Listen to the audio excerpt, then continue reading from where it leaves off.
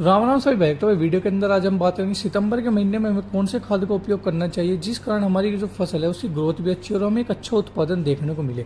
क्योंकि सभी किसान भाई जानते हैं सितंबर से पहले बरसात का समय रहता है जिस कारण हमारी फसल पर काफ़ी सारे रोग अटैक करते हैं। जैसे कि पुक्का बोइंग का कहर तो काफ़ी ज़्यादा देखने को मिलता है, साथ ही साथ पुक्का बोइंग के साथ टॉप बोरर का अटैक भी काफ़ी देखने को मिलता है। इनके साथ साथ मिलीबग का अटैक, माइट का अटैक, इन सब अटैकों के बाद जो हमारी फसल है वो काफ़ी तरह की स्ट्रेस में आ जाती है जिस कारण हमारी फसल की ग्रोथ रुक जाती है। क्योंकि जो माइट होते हैं, मिलीबग ऐसे होते हैं, वो हमारी फसल की पत्तियों को इफेक्ट करते हैं जिस कारण फोटोसिंथेसिस का प्रोसेस अच्छे से वर्क नहीं कर पाता है और उसी कारण हमें हमारी फसल की जो ग्रोथ है वो काफ़ी कम देखने को मिलती है। हमारी फसल है जो एक तरह के स्ट्रेस में चली जाती है। अगर हमारी फसल स्ट्रेस में चली जाती है तो हमें अच्छी ग्रोथ नहीं देखने को मिलेगी। अगर हमारी फसल की ग्रोथ नहीं अच्छी होगी तो हमें एक अच्छा उत्पादन देखने को नहीं मिलेगा। बरसात के समय में हम ज़्यादा पेस्टिसाइड्स का उपयोग भी नहीं कर सकते हैं जो कि हमारी फसल को बूस्टिंग करते हैं। जैसे कि यूरिया, नाइट्रोजन एक सबसे बेहतरीन स्रोत होता है अपनी फसल को बूस्ट करने के लिए, क्योंकि वह हमारी फसल को हरा भरा करता है। अगर हमारी फसल हरी भरी होगी तो उसमें फोटोसिंथेसिस अच्छे से कार्य करेगा जिस कारण हमें अपनी फसल की ग्रोथ अच्छी देखने को मिलेगी। यही इसीलिए हम जो है बरसात के समय में यूरिया या नाइट्रोजन का इस्तेमाल नहीं करते हैं, क्योंकि अगर हम बरसात के समय में नाइट्रोजन का इस्तेमाल करेंगे ह्यूमस के कारण हमें और ज़्यादा रोगों का अटैक देखने को मिलेगा। तो किसान भाई सितंबर का एक ऐसा महीना होता है जिस समय पर हम अपनी फसल को दोबारा बूस्टिंग करते हैं, क्योंकि बरसात के समय थोड़ा थोड़ा चला जाता है और हमें अपनी ट्यूबवेल का इस्तेमाल करना पड़ता है पानी देने के लिए। जो ह्यूमस है वो भी काफ़ी कम हो जाती है सितंबर के महीने में। ये सबसे शानदार महीना होता है अपनी फसल को दोबारा बूस्टिंग करने के लिए। तो इस वीडियो में हम यही बात करेंगे कि हमें इस समय सितंबर के महीने में कौन से खाद का उपयोग करना चाहिए जिस कारण हमारी गन्ने की फसल की ग्रोथ भी अच्छी हो, गन्ने की मोटाई भी अच्छी हो और साथ ही साथ हमें एक अच्छा उत्पादन देखने को मिले जिस कारण हमारे किसान भाइयों को अच्छा मुनाफा हो।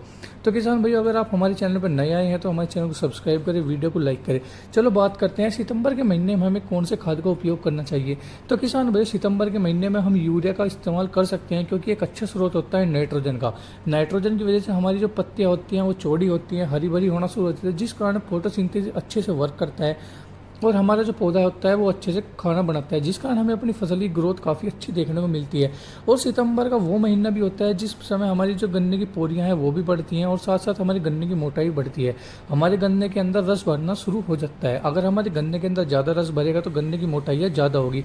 तो किसान भाइयों, बात करते हैं यूरिया की डोज की, तो हम करीबन 25 से 30 किलो प्रति एकड़ के हिसाब से यूरिया को ले सकते हैं। किसान भाई इसके साथ साथ हमें एक पीजीपी का इस्तेमाल करना है जो कि प्लांट ग्रोथ प्रोमोटर होते हैं, जैसे कि सागरिका हो गया, बायोविटा हो गया। ये दोनों ही खाद होते हैं, ये सीवीड से मिलके बने होते हैं। इनके अंदर आपको प्लांट ग्रोथ हार्मोन्स देखने को मिलते हैं, जैसे कि जिब्रेलिन हो गया, ऑक्सिन्स हो गया।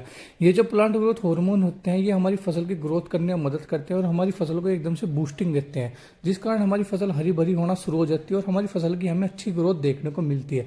किसान भाई, अगर आपने पिछले एक महीने के अंदर सागरिका या फिर बायोविटा या फिर किसी भी पीजीपी का इस्तेमाल कर दिया है तो आप कृपया करके दोबारा पीजीपी का इस्तेमाल ना करें।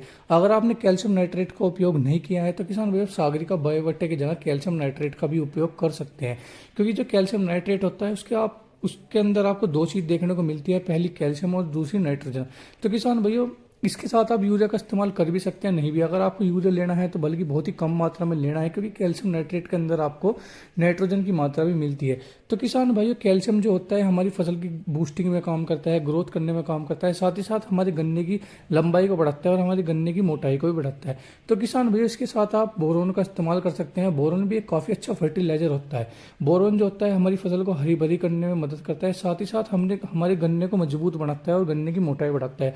किसान भैया, अगर आपकी फसल के अंदर बोरोन की कमी होगी तो जो आपने काफ़ी बार देखा होगा आपका गन्ना बीच में से फट जाता है, वो फटता है बोरोन की कमी की वजह से, जिस कारण अगर आपका गन्ना फट जाता है तो आपको उत्पादन कम देखने को मिलता है। तो किसान भाई, अगर आपकी फसल के अंदर पर्याप्त मात्रा में बोरोन होगा तो आपकी फसल की ग्रोथ भी काफ़ी अच्छी होगी। और आप इस्तेमाल करके देखना कभी बोरोन के उपयोग के बाद जो आपकी फसल है एकदम से हरी भरी होना शुरू हो जाती है। क्योंकि जो हमारे सब्जी वाले भाई होते हैं, आपने देखा होगा उनकी फसल की मोटाई काफ़ी अच्छी होती है, वो बोरोन की वजह से ही होती है, क्योंकि वो बोरोन का उपयोग काफ़ी अच्छी तरीके से जानते हैं। तो किसान भाइयों, अगर आपने अपनी फसल को दोबारा बूस्टिंग करनी है तो जो सितंबर का महीना होता है वो काफ़ी अच्छा होता है। आप यूरिया के साथ साथ सागरिका फिर बायोविटा का इस्तेमाल कर सकते हैं। अगर आपने सागरिका फिर बायोविटा का इस्तेमाल कर लिया है तो आप इन दोनों की जगह कैल्शियम नाइट्रेट के साथ बोरोन का उपयोग कर सकते हैं। वीडियो अच्छी लगी हो तो ज़्यादा किसान भाई के साथ शेयर करें। धन्यवाद।